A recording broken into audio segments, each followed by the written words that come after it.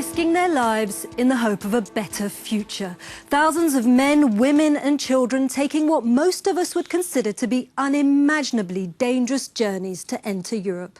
In the last 20 years, it's claimed that some 16,000 migrants have died trying to enter the EU. Despite ever tighter border controls, migrants continue to come via perilous routes such as Morocco in North Africa. Paul Hackett reports.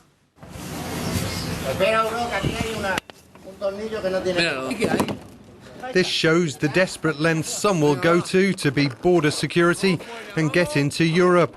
At a checkpoint, authorities detect an illegal migrant trying to enter Spain's North African enclave of Melilla.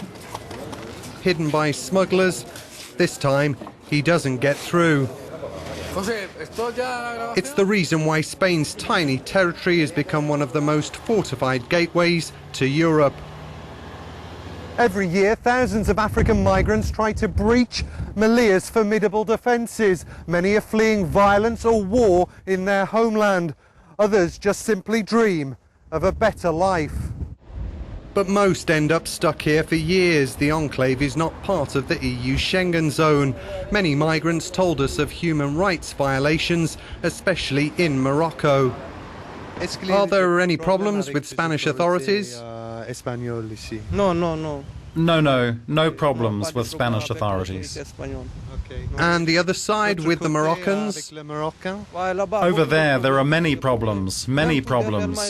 Recently they killed someone from Cameroon. He was hit on the head with a stone and died. Over there are many problems. If you climb the fences, they hit you with sticks. They catch you and send you back. We're tired. On the Moroccan side, people are very tired. There's a lot of suffering. You can die and no one will know, as if you were just a dead chicken or something. People die in Morocco really easily. Human rights activists in Melilla also say migrants often get brutal treatment in Morocco. They accuse Spanish and EU authorities of turning a blind eye. They treat them worse than animals. I've seen with my own eyes on the other side of the fence. At 5:30 in the morning, how they were, after having stopped some immigrants who tried to cross to the other side, with long sticks and big stones, breaking their legs. The screams heard at night, the screams of pain were horrifying. Since 2005, Spanish and Moroccan authorities have reinforced border security. Today, Spain's Guardia Civil can deploy a patrol along the Melilla fence within less than a minute. Despite that, Madrid's top representative in the enclave believes more cooperation is needed. This question, the problem of immigration, does not exclusively affect Melilla, nor does it exclusively affect Spain and Morocco. It's a problem which concerns the entire European Union, which Spain is a part of. The most important role that the EU can play, in my point of view, is to work together with the countries where these immigrants come from in order to fight migrant smugglers.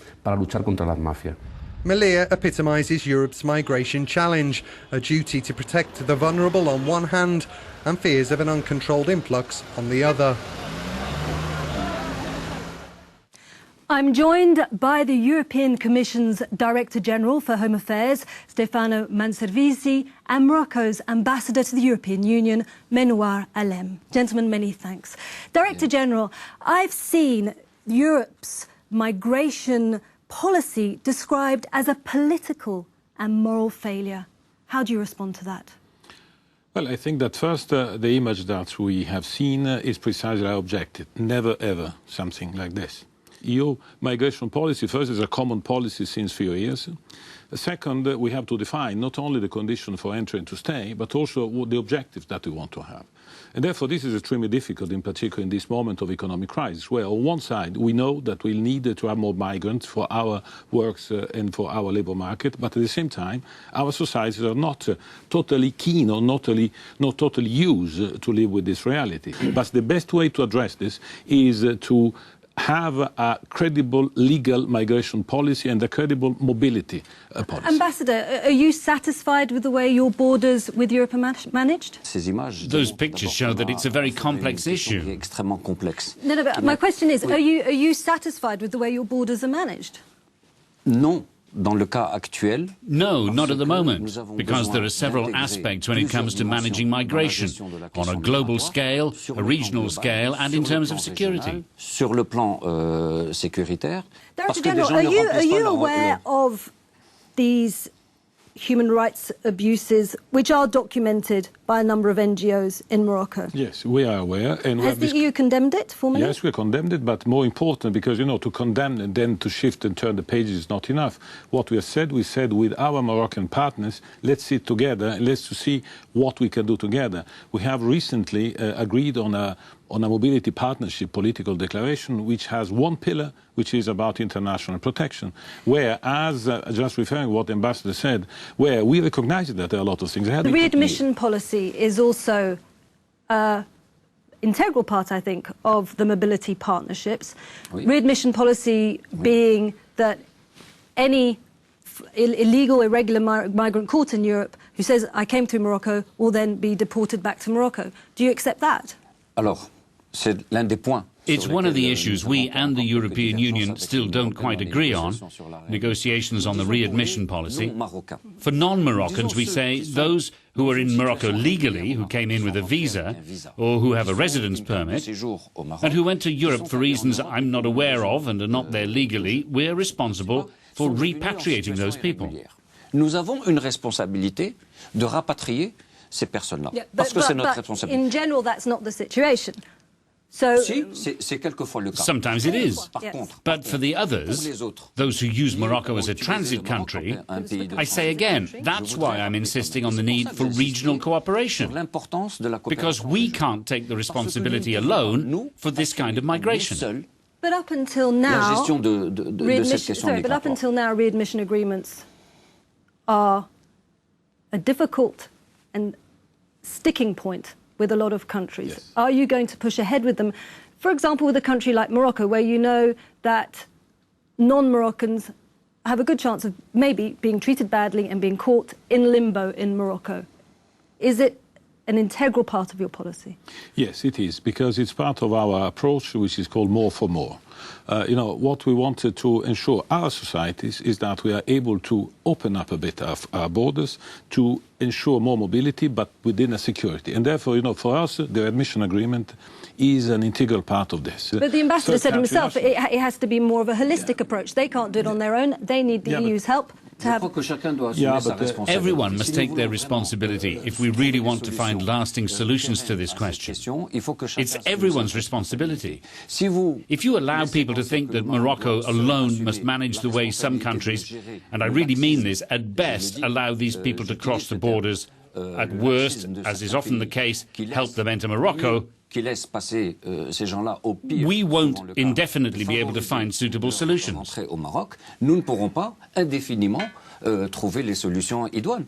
then we'll be faced with pictures like those in the report. So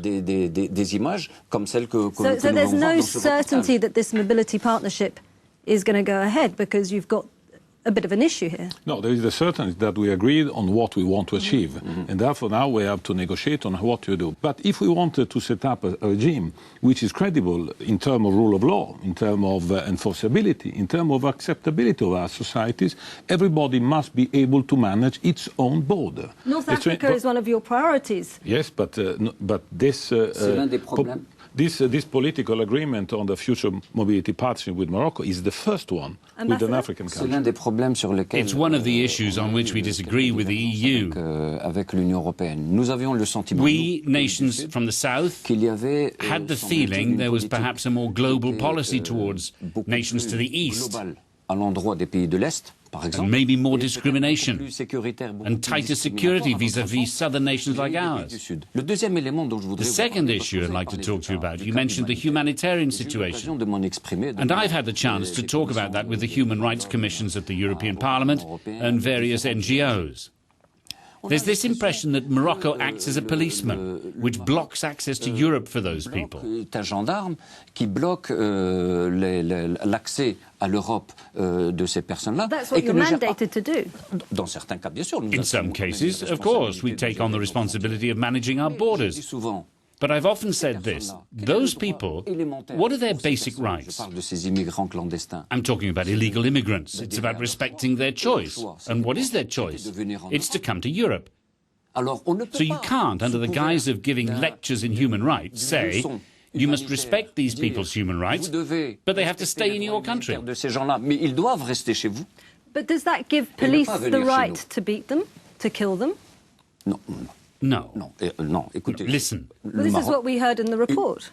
That person said there had been people killed. There were people killed on the other side too, in Melilla.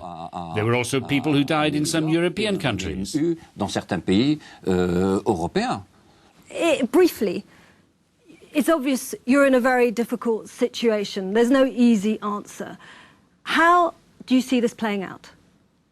Well, I think that, the playing out is, first, a real debate, prudent, without cheating people, in terms of what is our future in terms of migration. First point. Second point is to look at the borders, thinking about our experience. We have turned borders into a place of collective security, and therefore we have to do it. Therefore, this is the only way. It's a challenge. It's not a magic solution. But without this, Europe will maybe be more secure, maybe more inward-looking, but its competitiveness, its shape, its future will be less bright. Gentlemen, many thanks. Definitely a thorny issue. Europe's external coastline spans roughly 66,000 kilometres, a vast area to secure. We want to hear your thoughts. Should authorities be doing more to tighten our borders, or is better cooperation and dialogue with non-EU countries the answer? Our debate continues on social media. In the meantime, On the Frontline returns next month.